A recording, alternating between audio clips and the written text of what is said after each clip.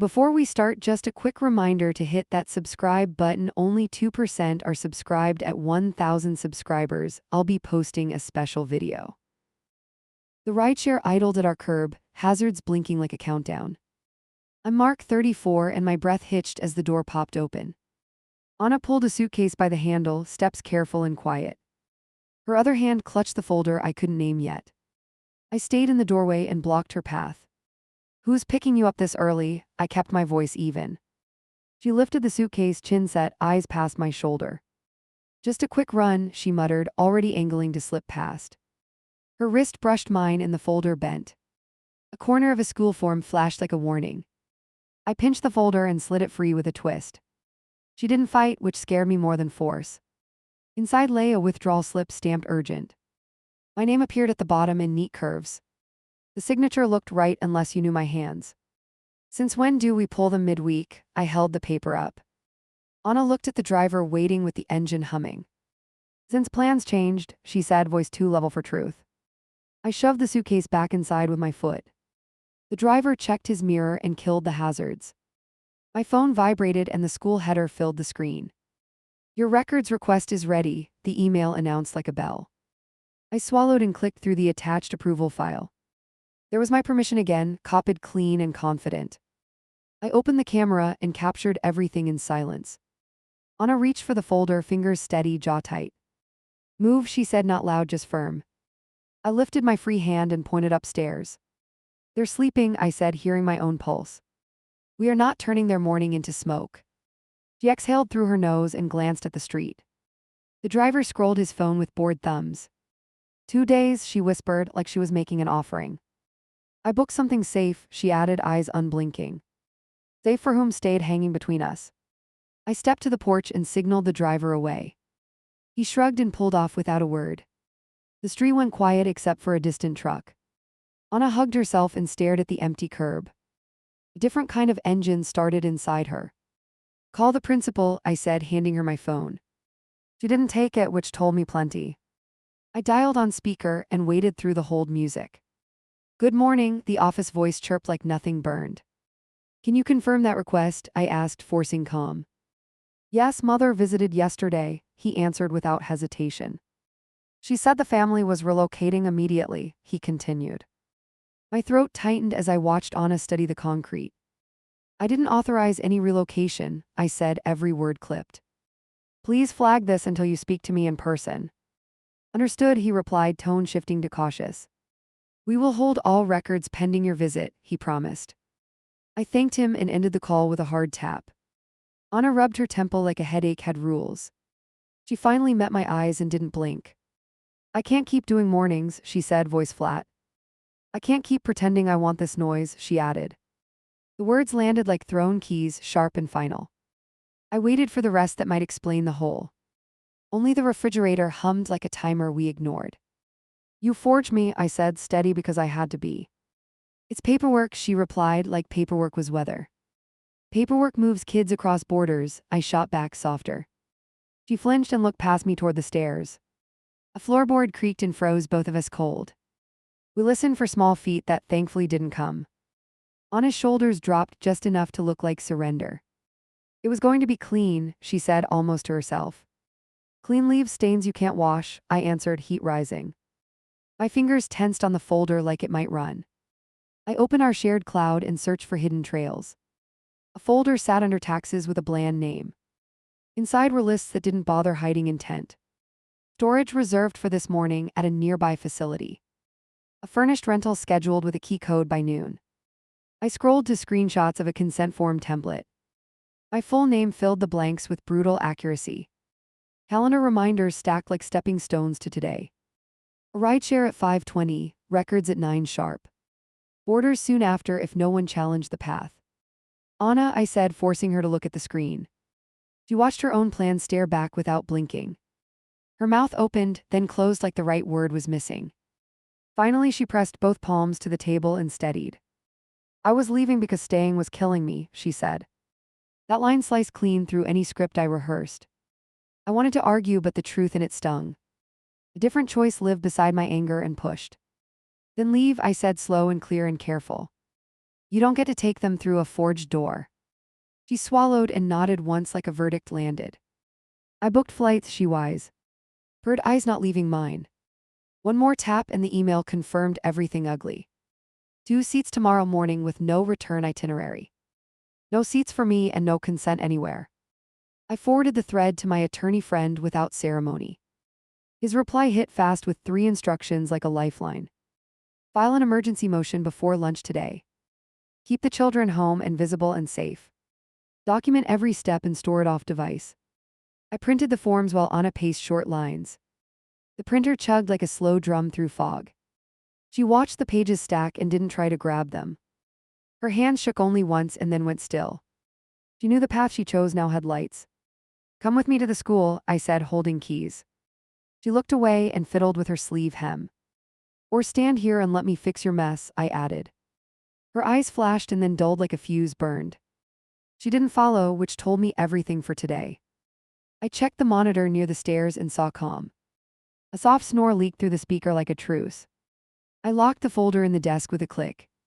Then I pocketed the key and felt my heart beat slow. The front door seemed heavier than it ever should. Before leaving, I typed a single line in our chat. Do not remove them from school or the house. She read it and replied with 3 dots that hung. No words appeared as the dots blinked and died. Silence can be louder than any threat when timed. I stepped onto the porch and tasted the cold air. The street looked ordinary, as if ordinary still applied. A neighbor waved with a mug and went back inside. No one knew the floor had tilted under our door. I pulled it shut and chose the next move fast. The principal buzzed me in before I knocked twice. He met me halfway down the hall with 2 folders. We paused everything, he said, eyes flicking to the camera. I need copies and your ID for our file. I signed the log and felt the clock dig in. We sat in a small office that smelled like dry markers. He slid the withdrawal slip across the desk and waited. That signature isn't mine, I said and held my breath. He studied the loops and tapped the date with a pen. Then this conversation never happened until a judge calls. I photographed every page and saved them to cloud storage. Will she come back for more papers? He asked carefully. Not today, I answered, because I would prevent that. He nodded once and pressed a sticky note to a folder. Then we'll keep these locked until I hear from court. The door cracked and a staffer peered in with worry. Uniforms at the front desk, she whispered with a frown. 2 officers waited by the sign-in podium with calm faces. Everything okay? One asked while adjusting his belt. Fine, I said and held up my copy like a shield. We received a call about a domestic disturbance here. My jaw clenched because I knew where that came from. Involving who? I asked and kept my voice steady. An anonymous report about a father removing children, he read. The principal raised his hand and pointed straight at me. He is cooperating and nothing unlawful has occurred. The officer looked between us and took a note. Do you have an order in place yet? Filing right now, I said and pulled up the draft. Once filed, send it to dispatch for the record. They left with nods and I watched their cruiser roll away. The principal closed his office door and lowered his voice. She is smart and fast, he said like a warning. I will personally verify any request with you, Liv. I thanked him and hurried out before the next twist hit. My attorney answered on the first ring like he expected me. Clerk's counter opens in 10 minutes, he said without hello. Bring copies and drive straight to branch court. Expect an ex parte hearing if the judge is free. Tell the truth and let the paper carry the load. Parking was chaos and my pulse miscounted beats. Inside, the line crawled while a bailiff watched everyone. I handed over forms and a flash drive with exhibits. The clerk skimmed the forged signature and stamped a number. You might be called in 20 minutes, she whispered like advice. I sat on a middle chair and rehearsed only facts. No speeches today and no rage that wastes oxygen. The bailiff opened the door and called my case. The courtroom felt short and echoing and too bright. The judge looked bored until he read the second page. Why do you believe removal is imminent? I slid over the flight confirmation and storage reservation. His eyebrows rose the way eyebrows rise when timelines tight. Where are the minors at this moment? At home with their mother, I said and swallowed hard. Any history of violence or substance concerns? No, I answered because truth beats strategy right now. He read silently for 20 slow seconds that felt longer. Then he reached for a template and began completing boxes. Temporary order to prevent reload. Cation without joint consent. The order printed while my heartbeat finally slowed down. Serve her today and notify school and police. Return for a review hearing this Friday at 9. Failure to comply triggers emergency enforcement and sanctions. I nodded once and took the papers like body armor. Downstairs, the clerk added a gold seal and a copy. Want a sheriff to handle service, she offered softly. Faster if I do it now, I answered reflexively. She shrugged and gave me the instruction sheet anyway. File proof of service before close of business. Outside, I dialed home and listened to the ring cut off. A text popped up before voicemail even started. Don't come back, the message warned with brittle calm. I'm leaving for 2 days to breathe. The dots came back and then vanished again. I stopped moving because that text changed my route. Service required presence and presence could cause a scene. I called the neighbor who owed me a favor. Can you keep eyes on my porch for 20 minutes? Already watching, he said, and the line clicked dead. I drove fast and parked 2 houses away to think. If I walked in angry, I would break something important. So I held the order against my chest and counted 10. Then I stepped onto the porch and rang the bell once. Footsteps approached and stopped just behind the wood. Open the door, I said, voice steady and low. Silence held long enough to make me doubt. Legal papers, I added and slid them under slowly. The lock clicked and the door opened a slice. Her hand reached out and took the packet with care. What is this? She asked without looking up. Court order, I said and backed down 1 step. She flipped the first page and her nostrils flared. This stops you from disappearing, I added for clarity. She closed the door halfway and leaned her head against it. A car rolled by and slowed like it recognized trouble. The neighbor pretended to check his mail and watched us. I told you I needed out, she whispered through the crack. You can go, I answered and felt the line draw. You cannot cross a border with them anymore. Her eyes filled and then hardened as if a switch flipped. She opened the door wider and held the papers high. You went to a judge before talking to me. You tried to vanish before talking to me. We stood there breathing at each other like wrestlers before contact. Behind her, a suitcase waited by the stairs like evidence. A stuffed rabbit stuck out of the zipper like a witness. She followed my glance and kicked the bag aside. I am taking a break, she announced with flat determination. Take the break, I replied and kept my voice even. Tell them I love them, she said and rubbed her eyes. You should tell them yourself, I countered without blinking. I can't right now, she answered and wiped her cheek. Then text them later when they are awake. She nodded once and closed the door all the way. I sent the proof of service photos to the clerk's address. Then I forwarded the order to the school and local station. My attorney replied with a thumbs up and 2 new steps. Install a custody-friendly app for communication today. Invite her through the app and keep all contact there. I registered and typed the first structured message immediately. Per order, please confirm your travel break time frame. Please share any pickup plans for today. Let's keep all exchanges at the station lobby. I hit send and watched the little check mark appear. 3 minutes passed before her response arrived. Out until tomorrow night and staying at my sister's. Pickups will be skipped during that time window. My stomach unclenched because the timeline shrank. I replied with a neutral acknowledgement and nothing extra. The neighbor waved me over like a coach calling a player. 2 officers just came back around the block, he murmured. We both glanced up as they turned onto our street. They pulled over and stepped out with calm movements. Everything stable, one asked while scanning our faces. Temporary order in effect and served, I answered and showed it. He read the header and jotted the case number down. If she calls to report interference, we will reference this. Great, I said and pocketed the copy very carefully. Call us if anyone tries to pick the kids up. When they left, the house felt like a loaded stage. I unlocked the door and walked inside with deliberate steps. Her suitcase was gone and the hallway looked cleared. Note lay on the console with 4 short lines. Back tomorrow night, do not corner me, handle mornings, keep routine. I stared at the last line until my eyes burned. Routine can be a raft if you hold it tight. I set alarms for pickups and lunches and bedtime. I opened the app and posted the new schedule. Then I checked both rooms and counted slow breaths. By noon, the principal called again from his office line.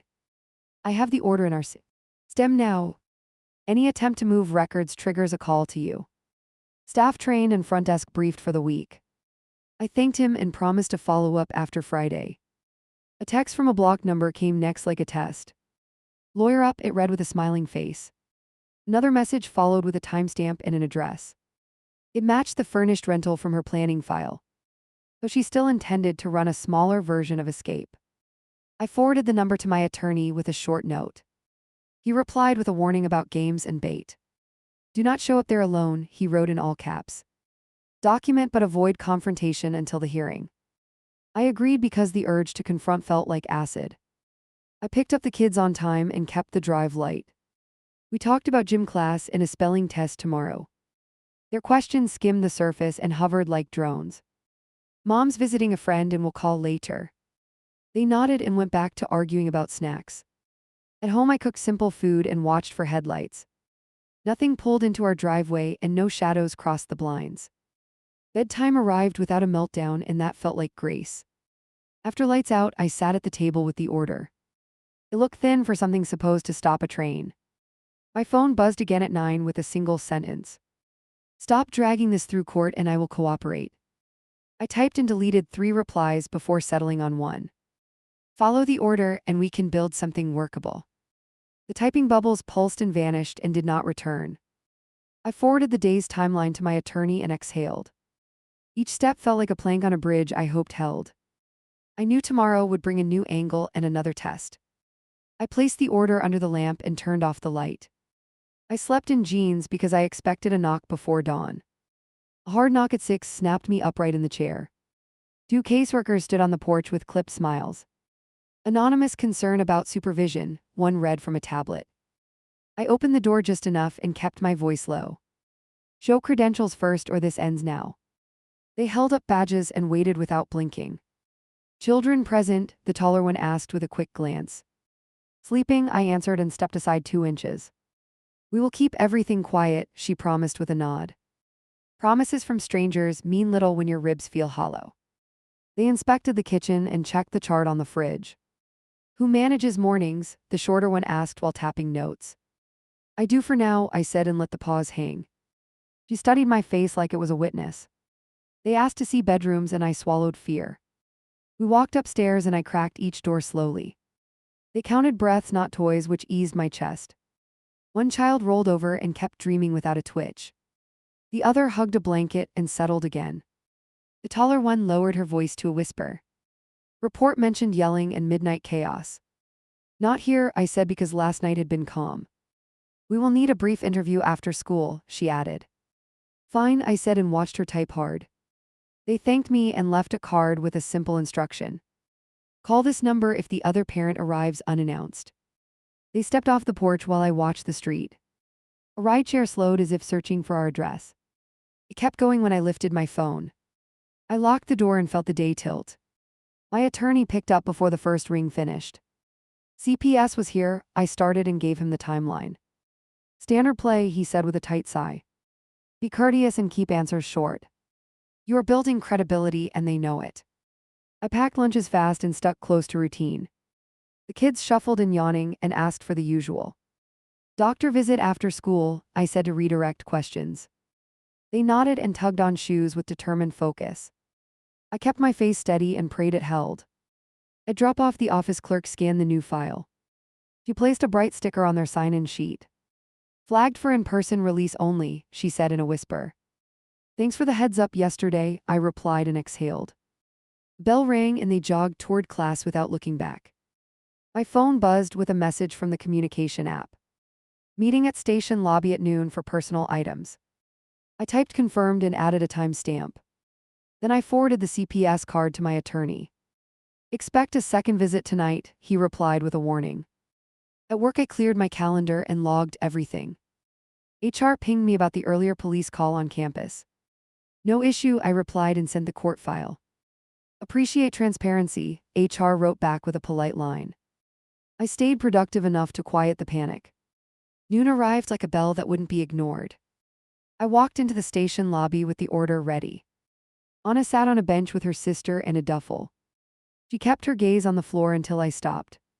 Only personal clothing and medication, I said without edge. Her sister crossed her arms and watched the desk sergeant. "We have a list," she murmured like an attorney. "Stick to the order," the sergeant reminded without looking up. Anna slid the bag forward and tapped her phone. "I need the passports," she said with a straight face. "Not happening," I answered and pointed to the clause. Her jaw flexed and then went still like a switch. "Then I want the baby monitor for tonight," she tried. "House equipment stays at the house," I replied evenly. She stared through me like I was glass someone could break. Her sister leaned in and whispered something sharp. Anna took a breath and looked at the sergeant. "He refuses basic cooperation," she declared with practiced calm. The sergeant lifted a hand and pointed at the clock. "Keep this civil or I end the exchange." I reached into my jacket and held out a tablet. "Install the parenting app right now," I offered quietly. She hesitated and then took it without meeting my gaze. Her sister rolled her eyes and checked the posted notice. 5 minutes later, the account showed active and verified. "Pickups remain at the lobby until Friday," I said. "Fine," she answered and stood with stiff shoulders. Her sister collected the duffel and shot me a look. They walked out together without a backward glance. I stayed until the sergeant logged the exchange complete. Back in the car, another message hit with a thud. "You will be served this afternoon," it read without context. My mouth went dry because I knew the tactic. I forwarded it to my attorney and gripped the wheel. "Likely a restraining request," he replied with speed. I met the kids after class and kept the drive light. We practiced spelling words and counted parked scooters. At home, a process server waited at the edge of the yard. "Are you Mark?" he asked with neutral eyes. He handed me a thick envelope and walked away. The petition painted me as a bully with ice in my veins. Allegations stacked line by line with precise dates. 2 claimed incidents landed on nights I could disprove. My security logs showed me at work those times. I snapped photos and sent them up the chain. My attorney called and spoke like a coach in a huddle. "We answer point by point and attach proofs. Keep children out of earshot and stay predictable. Do not text her outside the app again. I will request consolidation with Friday's matter." Dinner was short and messy and exactly what we needed. We played a quick card game and laughed on purpose. I tucked them in early and sat on the hallway rug. Sleep pulled them under while I watched the rise and fall. I let that quiet settle and strengthen my spine. The doorbell rang at 8 with a soft chime that burned. 2 caseworkers again with their tablet and blank faces. "Follow-up due to new allegations," the taller one said.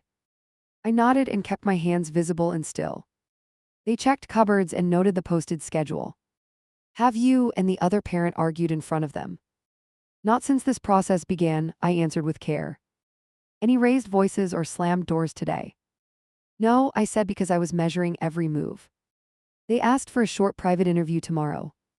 "School counselor room at 9:15, she proposed gently. "Agreed," I replied and walked them to the porch. She paused at the step and met my eyes. "Keep doing exactly this and document everything." She handed me a receipt for the visit like a shield. After they left, I pulled footage from the porch camera. The morning rideshare had circled twice at dawn. It paused across the street and then vanished north. I saved the clips and labeled them for Friday. I could feel the pattern tightening around our week. The app pinged with a new thread titled Health. Anna requested pediatric updates and vaccination records. Available through the portal and shared at next appointment. She thumbs-upped and added a line about sleep trouble. I replied with timing and invited her to the checkup. Another ping titled Finance made my stomach knot. Mortgage auto pay canceled pending separate counsel. I stared at the words and felt blood rush. I called the bank in. "Dee requested a freeze on changes. Joint authorization required for any modification," the rep confirmed. I documented that call and forwarded the transcript to counsel. He replied with a template for temporary support orders. "File this with the motion tomorrow morning. Do not let money become another lever."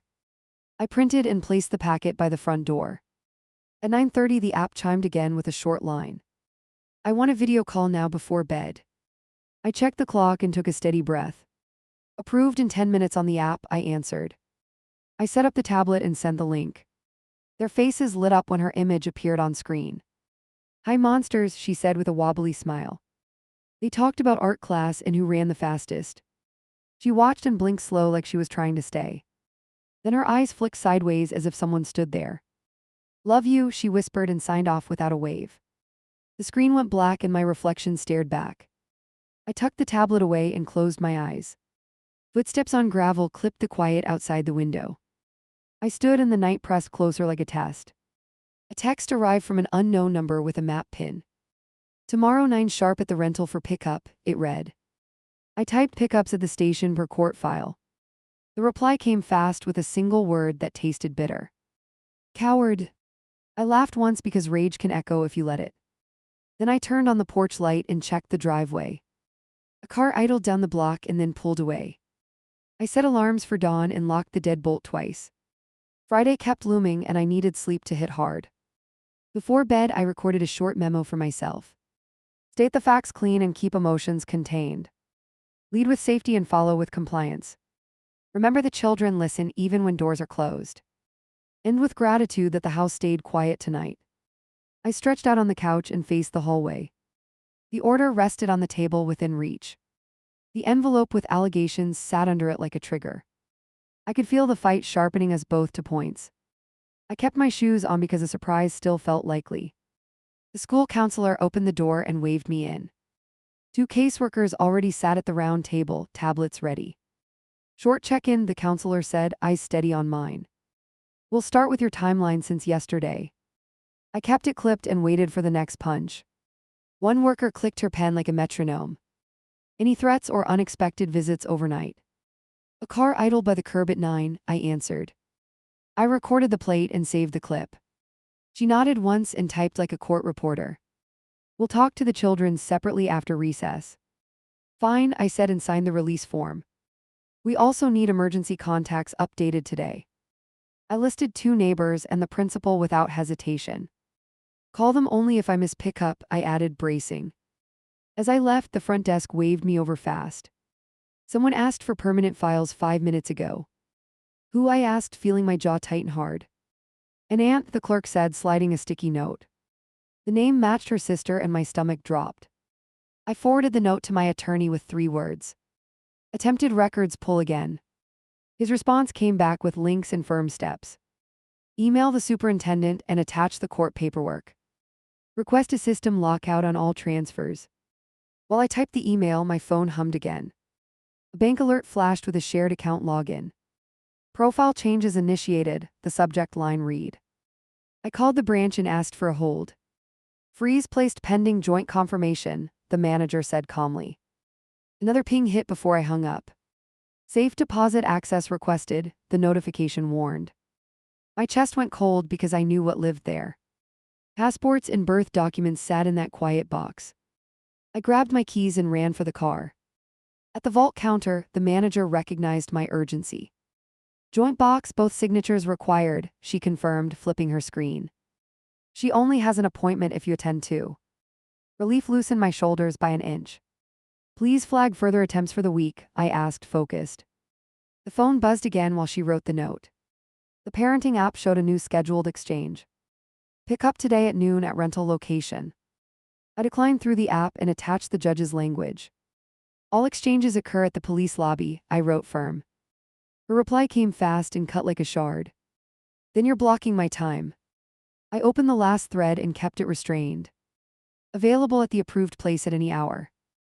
Refusals will be documented for Friday."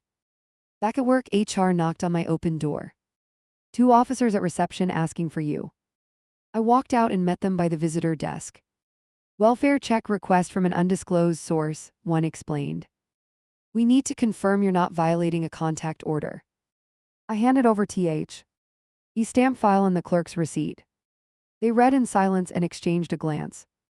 "We'll mark the check resolved," the taller one said. "Expect more of these until the hearing," he added. They left and the receptionist mouthed good luck. At noon I drove to the police building and waited. Her sister arrived alone with a small rolling bag. She set it down and looked at the ceiling camera. "Exchange for Anna," she announced to the duty officer. "Parent must be present," he answered without lifting his eyes. "She authorizes me to collect," the sister tried again. "Not valid per the court documents," he replied, bored. She glared at me and nudged the bag with her shoe. "It's clothes and 2 books," she snapped, voice sharp. Leave it if you want, I said and stayed still. She wheeled it back out with a long exhale. I photographed the clock and filed the missed exchange. Every screenshot felt like stacking bricks before a storm. The sergeant stamped my log sheet without commentary. I left with the record tucked where I could reach it. On the way to school, my attorney called mid-turn. Her counsel noticed an emergency hearing at 4. Different courtroom, new judge, he added with urgency. Bring the welfare check notes and the bank freezes. Stick to facts and let their timeline sink itself. The courtroom felt like an airport gate before boarding. Her lawyer stood near the rail whispering into a phone. Anna sat behind him with a clean notebook and pen. She didn't look at me once, not even quick. The clerk called our case and everything narrowed to lines. Her side opened with a practiced cadence and careful outrage. Father obstructs parenting time and withholds essential items. He is attempting financial control through unilateral actions. The judge checked a page and then looked at me. Response, he asked, eyebrows tilted like scales. I slid forward the log, the bank emails, the welfare check. Her counsel's jaw tightened at the plate number printout. Car registered to the sister, the judge read slowly. Explain why she circled the residence last night. Silence pooled until the air felt heavy. She was confirming the address for a legal delivery. That answer hung in the room and wilted. The judge turned to me and kept it clinical. Have you denied contact outside the approved site? No, I said and tapped the timestamp declines. He skimmed the statute and wrote notes in the margin. Order remains intact and exchanges stay under supervision. Both parties will attend mediation next week. Financial status quo is preserved until Friday's review. He paused and looked at us like we already knew. Any deviation invites sanctions, he finished without raising his voice. Her lawyer gathered folders with tight fingers. She glanced at me once with a look I recognized. The plan had lost altitude and she knew it. The marshal opened the side door and the moment broke. Outside the courtroom, my phone pulsed with a new message. Kids reported fatigue to the counselor today, the app notified. CPS scheduled a short talk tomorrow morning. I confirmed and offered to attend quietly. A breadcrumb of trust grew where suspicion had lived. At home, the neighbor leaned over our shared fence. 2 packages were delivered to your porch at noon.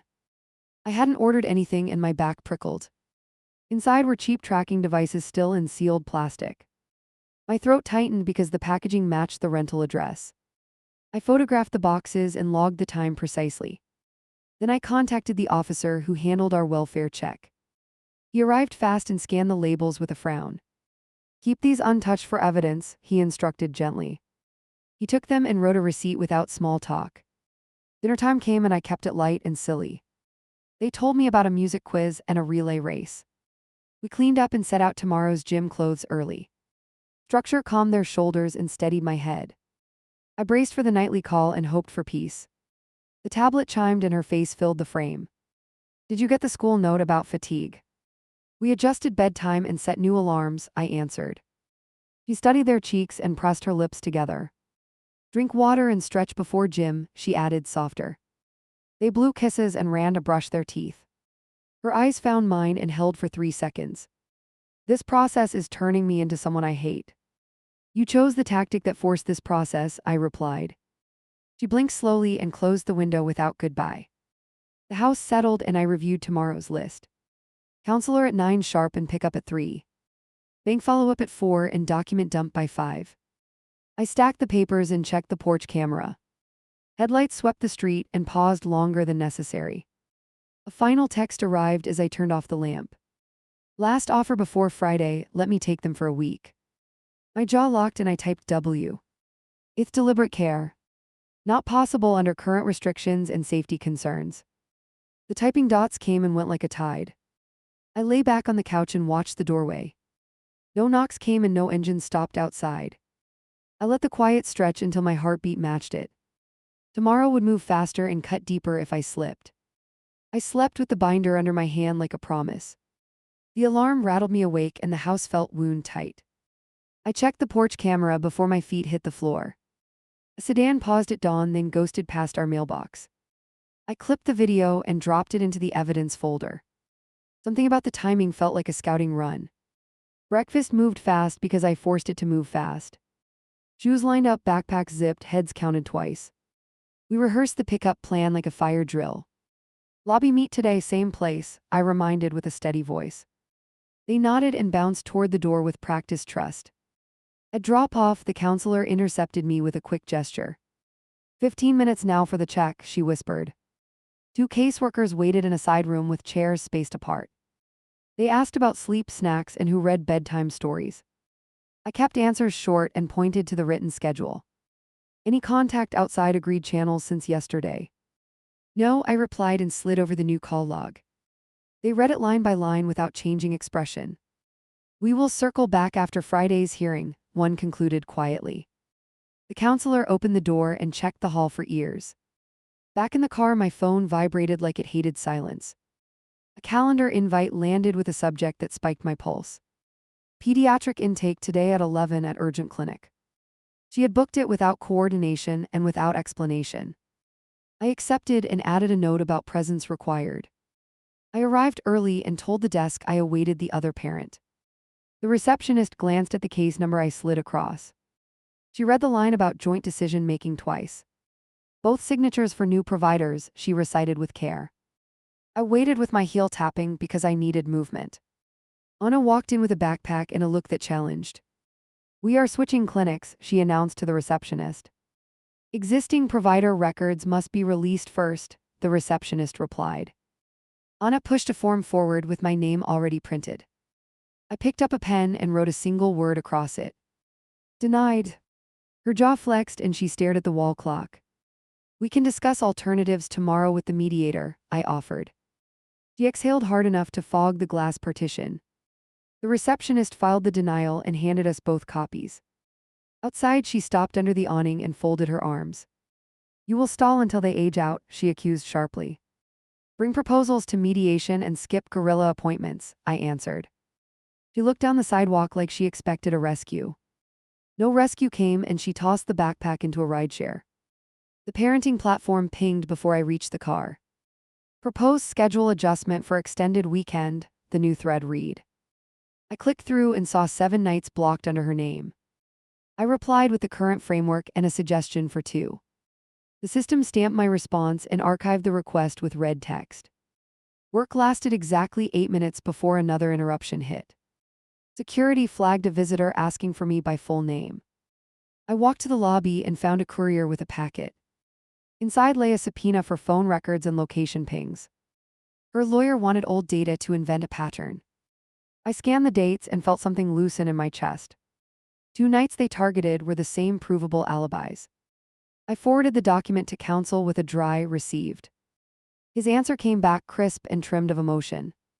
Produce what helps and object to the fishing trip. Before lunch, the bank manager called with a new alert. Attempted wire to a short-term lease company, she warned. I verified the destination matched the rented unit address. She reversed the initiation and added a fraud watch. I logged time, amount, and destination like a bookkeeper.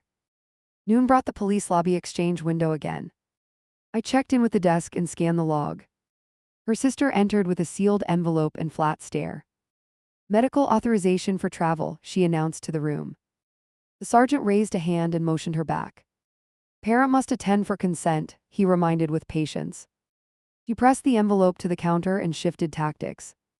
Then acknowledge receipt, she tried, tapping the seal. I photographed the front and placed it on the table. The sergeant initialed the photograph and handed me a copy. Inside lay a notarized letter drafted for an out-of-state clinic. It mentioned evaluation and follow-up over multiple nights. A slot for my signature waited like bait on a hook. I returned it untouched and posted a reply in the platform. All health travel requires joint consult and known providers. At pickup, the counselor met me with 2 lines. Short yawns today and quick rebound, she said. We will still check again tomorrow before class. I thanked her and steered everyone toward the car. Routine held the afternoon together like stitching. Home for an hour, then another knock I didn't welcome. A process server again, new envelope, different court header. Inside waited a motion alleging parental alienation and harassment. The supporting exhibit claimed I withheld communication tools. I walked to the table and powered up the call log. The record showed daily video windows and open messaging. It showed 1 declined pickup and 4 station availabilities. I printed the chart and attached the timestamps. Counsel replied with a thumbs up and a revised outline. Lead with transparency and stack evidence by topic. Dinner blurred, dishes done, alarm set for morning. The tablet timer chimed for the nightly video. Her face loaded slow and then sharpened into place. Did you drink water before gym? She asked them quickly. They nodded and bragged about the relay. Are you sleeping okay? She asked softer this time. They shrugged and asked when she would visit here. When the rules change, she answered and rubbed her eyes. Their shoulders dropped and they leaned closer to the screen. I watched and wanted to promise what I could not. After good nights, she lingered with the camera still on. Stop playing hero, she murmured without moving her mouth. Choose peace before the court chooses for you. I kept my voice even because I had to. Choose honesty before the court chooses sanctions. The image vanished and the room felt 20 degrees colder. I poured water and watched the cup shake in my hand. My phone buzzed with an email from an unknown address. Subject line read, proof he planned this all year. I opened it while bracing for another trap. Screenshots filled the message with highlighted threads. They were her messages to a private forum about leaving. She described routes, timing, and how to forge consent forms. I checked headers and verified dates through the site's export. The member wrote that they were done helping her scheme. I forwarded the package to counsel and the investigator. He called within 3 minutes with clipped excitement. Authenticate through the platform and request declaration, he said. Ask for their handle and real name in confidence. I messaged the sender with a careful request for verification. They replied with a scan of their driver's license. They included a sworn statement they drafted themselves. I pushed it to my attorney and waited for his read. He returned with a single sentence that cracked the day. That declaration becomes our new Exhibit A. Another alert erupted from the camera feed mid-message. A figure stepped onto our porch and bent toward the handle. I hit the light and the figure stumbled backward. The neighbor yelled from his porch and the figure ran. We replayed the clip and recognized her sister's jacket. I filed the report and sent the video to the officer. He confirmed receipt and assigned a case number. Install a deadbolt with an interior key, he advised. I logged the suggestion and called a locksmith after bedtime. He arrived fast and finished before the house exhaled. Near 10, a flurry of emails lit the screen again. Her attorney proposed a private agreement outside court oversight. Mutual non-disparagement and flexible travel discretion, it offered. The timing told me exactly why they wanted it now. I declined and restated tomorrow's attendance for mediation and hearing. I opened the binder and rehearsed the order of proof. Timeline first, then the forged attempts, then the porch clip. Bank alerts next, then the clinic stunt, then the declaration. I practiced the lines alone until my mouth stopped drying. I kept the sentences short because wandering loses judges. The platform pinged with a new focus topic titled Emotions. Kids need less tension, she wrote with almost gentle phrasing. Stop filing reports and we can breathe, she added. I stared at those words and felt heat rise in my throat. I replied with the minimum my counsel would approve. Safety controls exist because of concrete actions. Lower the risk in the filing's taper, I wrote. She heart-reacted the message with a small icon. Then she added, I am drowning. I typed therapy scheduled through mediation next week. Midnight pulled in like a tide I couldn't stop. I laid out clothes, documents, and snacks in strict rows. A message chimed from a number I had not saved. Come to the rental alone now or watch me escalate. I placed the phone face down and breath slow through my nose. I forwarded the message to the officer handling our case. He called immediately and asked for the timestamp. Do not go, he instructed, and I agreed instantly. He sent a patrol car to swing by the rental. 10 minutes later, he texted a photo of an empty driveway. I didn't sleep yet because the night was talking. At 1:15, another email hit the inbox like a hammer. Airline change confirmation showed 2 child tickets moved to Saturday. She hadn't canceled the plan, she had sharpened it. I captured the details and updated our timeline. I wrote a short statement for the morning walk-in. First line owned my fear without turning it into a speech. Second line pointed to the evidence in numbered order. Third line asked for travel restrictions beyond county lines. I printed 3 copies and tucked them under the binder. Dawn found me standing at the sink counting seconds. The kids patted and sleepy and reached for cereal. I smiled like the smile fit my face perfectly. We packed bags and rehearsed the pickup place again. They repeated it back to me with clear voices. At school, the counselor waved us into her office for a moment. Short call with the case team, she explained calmly. We sat and the tablet connected to two familiar faces. They asked the kids about art, recess, and snacks. They asked me about the porch incident and new emails. We will attend court as observers tomorrow, they said, documenting compliance and cooperation. I thanked them and felt a tiny knot untie. The counselor squeezed my shoulder and let us go. I walked out lighter but ready for the next hit. By mid-morning, my attorney pushed a draft into our shared drive. Motion to restrict travel and compel therapy intake, it read. Attached were the forum screenshots and the license scan. I signed the verification and scanned it back with clean edges. He filed it with a cover note about the airline change. Lunch never happened because the city clerk called me in. Judge wants both of you present at 2, she announced. Emergency calendar edition based on new filings. I messaged the platform with the time and location. She replied with a single dot like a smirk. 2 o'clock arrived and the courtroom filled faster than yesterday. The judge entered and lifted the new motion. He glanced at the attached declaration and sat straighter. Who is the declarant and are they here? He asked. The back door opened and a young person stepped forward. They confirmed identity and explained how the forum worked. They pointed at the posts and read the dates aloud. Her counsel objected, and the judge overruled without hesitation. The witness finished and faced the exit trembling. I wanted to thank them but kept my eyes on the bench. Based on this record, travel is restricted statewide until review. Passports remain secured and airline changes are voided. Exchanges continue at the station with video options nightly. Violations will result in immediate contempt proceedings. His gavel tapped once and the air shifted around our chairs. In the hallway, Anna stood with her back to the wall. She looked smaller and older and angrier in one frame. Her sister whispered near her ear and scanned the hall. I waited near the elevators and counted my own breaths. She finally walked over and held the strap of her bag. I wanted a different life, she said without sugar. I know, I answered because we were past pretending. I tried to pick the lock and run, she admitted. I saw, I said and didn't look away. We can keep them steady if you stop breaking things. Her eyes watered and then hardened in one heartbeat. I will show up at the lobby tonight, she said. Good, I answered and pressed the button for down. The doors opened and swallowed us into separate boxes. I closed my hands until my knuckles whitened. Back home, the neighbor waved me over with a quick chin lift. Someone taped a note under your mailbox, he reported. We peeled it off and read the message twice. Move faster, I will, the handwriting warned. We saved it to the case file and called the officer again. The patrol car rolled by within minutes and took the note. Likely from a relative, but we cannot assume, he said.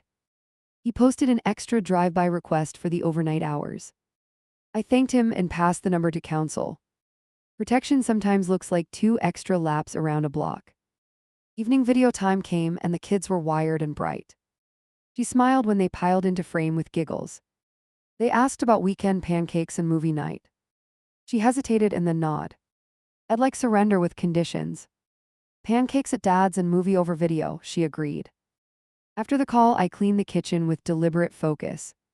The platform chimed with a final message before lights out. I will follow the rules tomorrow, she wrote. No surprises, I replied and pushed the tablet away. The porch camera buzzed once, then settled back to idle.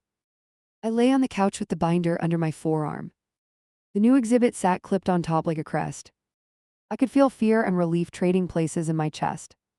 Tomorrow would not finish anything, but it would bend the arc. I watched the doorway and waited for the house to sleep. The gavel cracked at 9 sharp and my throat went dry. Final review today, the clerk announced and clicked her timer. I laid out exhibits in the order we drilled. Across the aisle, Anna stared at a scuff on the floor. The judge opened our file like a surgeon picking an artery. Start with travel, he said and pointed at the stack. I slid the airline changes and the declaration forward. Her lawyer objected on foundation and lost without ceremony. Restrictions remain statewide until further order, the judge read. Anna's hands flattened on the table and didn't lift. Next, communications. He scanned the co-parent portal printout. I highlighted nightly video windows and missed pickups. No denial shown, he concluded and wrote 3 quick notes. Her counsel tried to pivot toward emotions and optics. The judge tapped his pen and steered back to facts. Medical coordination, he said with a sigh I felt. I presented the unscheduled clinic stunt and the receptionist memo. Joint consent required for provider switches, he affirmed aloud. Violations result in contempt and fees, he added. Anna's jaw ticked once like a clock with a crack. He paused and looked at both of us hard. You two need a framework that survives resentment, he said. Temporary custody to father pending counseling compliance. Mother receives alternating overnights and midweek calls. Therapy intake for both parents by Monday at 5. Her attorney stood and asked for one change. Add a mutual non-disparagement clause and neutral handoffs. Granted, the judge replied and pushed the order forward. Exchanges stay at the station foyer, he finished. My pulse eased for the first time in days. We broke for mediation at 10 with the clock sprinting. The mediator sat between us with 2 pens and rules. No speeches, he started and held our eyes. Only solutions, only present tense, he added. I nodded and forced my shoulders to lower. Anna kept her focus on the edge of the table. I can handle Mondays and Tuesdays after school, she offered. Thursdays too once therapy starts, I countered carefully. She tapped the pen twice and glanced at the window. Thursdays after proof of attendance, she agreed, almost whispering. Vacations, the mediator prompted and opened a fresh sheet. Split breaks evenly with no travel out of state, I said. Her mouth tightened, then she shrugged like conceding air. Video every night they're gone, she replied. 15 minutes minimum, I added, steady and direct. Financials, he said and slid a worksheet over. Status quo until a full hearing next month. Shared expenses approved through the portal within 2 days. No unilateral cancellations or hidden charges, I insisted. Anna signed that line without looking up from the form. The mediator summarized while our pens hovered. Station foyer pickups, portal only, therapy start by Monday. No passport access without joint written consent. Calendar mirrored weekly and visible to both households. He handed us copies and leaned back like a verdict. We stood and no one reached for a handshake. Anna gathered her bag and kept her eyes moving. I will be on time tonight, she said flatly. Good, I answered because the word had weight. The mediator opened the door and motioned us out. In the hallway, a CPS supervisor waited with a tablet. We observed enough compliance to close as low risk. Case stays open for monitoring through the month. Your counselor can update us directly, she said. She handed me a printed sheet and a cautious nod. Outside the courthouse, wind pushed voices down the steps. Her sister stood by the curb holding a to-go cup. She watched me like I'd stolen something sacred. We are following the order, I said before she spoke. She turned away and crossed the street without reply. My attorney walked beside me to the parking meter. You survived on paper and in posture, he said quietly. Expect an appeal attempt and prepare anyway. Do not gloat and do not relax, he warned. I signed the last page and felt my hands stop shaking. Back home, the porch camera pinged with a new alert. A courier tucked a padded envelope under the mat. Inside lay our passports and a short note. Hold them, I will not run. I stared at the handwriting and let my guard twitch. I stored the documents at the bank and phoned the branch. Record the drop as dual custody items, I requested. The manager entered the note while I watched the screen. Only both signatures access the box, she repeated. I walked out lighter but still listening for sirens. Pickup hour arrived and I drove to the station foyer. I signed the log and checked the clock twice. Anna walked in exactly on the minute with steady steps. She knelt and opened her arms as they barreled in. They hugged her and my chest ached in a clean way. Back at 7 on the dot, I reminded gently. She nodded and squeezed their shoulders before turning. They left as a trio, small and determined. I watched the door swing shut and kept breathing. Trust would have to be built like a staircase without railings. I filled the evening with laundry and forms and pacing. The portal stayed quiet except for 2 check-ins. A photo of a library book, a plate scraped clean. I typed back thumbs and short lines and no analysis. I left space and hoped she used it. 6:50 rolled around and I waited in the foyer. The clock crawled while boots squeaked on tile. 7 o'clock hit and the glass door opened. They rushed in with flushed faces and bright eyes. She followed with a folded sheet of paper. I booked counseling, she said and handed me the page. First session Monday at noon. Copy sent through the portal, she added quietly. Good start, I replied in minute without garnish. She swallowed and looked like she might say more. Can I walk them to the car, she asked carefully. Sure, I said and waved to the officer on duty. We crossed the sidewalk like a fragile parade. She touched their hair and then stepped back. We are trying, she whispered to no one. At home, bedtime landed without protest because routine worked. They asked if pancakes could happen tomorrow morning. Pancakes and cartoons, I said and set 2 plates out. They climbed into bunks and the house exhaled. I sat on the floor between rooms and listened for tears. My phone buzzed with a single new thread titled Apology. Her message was 3 lines with no decoration. I wanted silence, I should have left alone. I hurt you and scared them, it read. I will show up and fix what can be fixed. I stared at the words and felt something shift. Not forgiveness, not yet, just room to keep walking.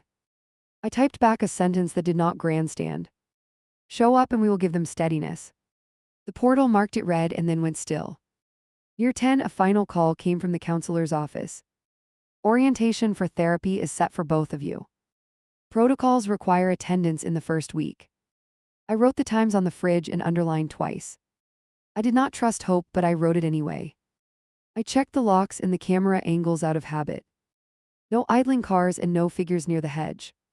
The street lay quiet like a room after an argument. I turned off the entry light and stood in the dark.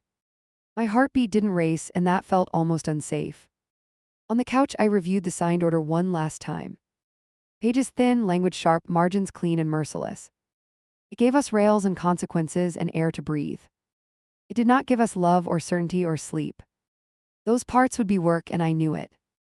I opened the window a crack and heard a train miles away. Footsteps from the hallway interrupted the sound like a cut.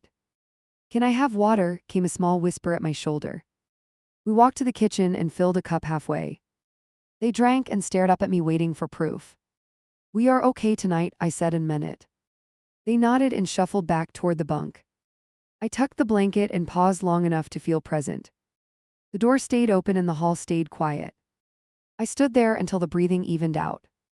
Back on the couch my phone lit again with a name. Her message was short, careful, and almost brave. Tomorrow I will take them to the park at 3.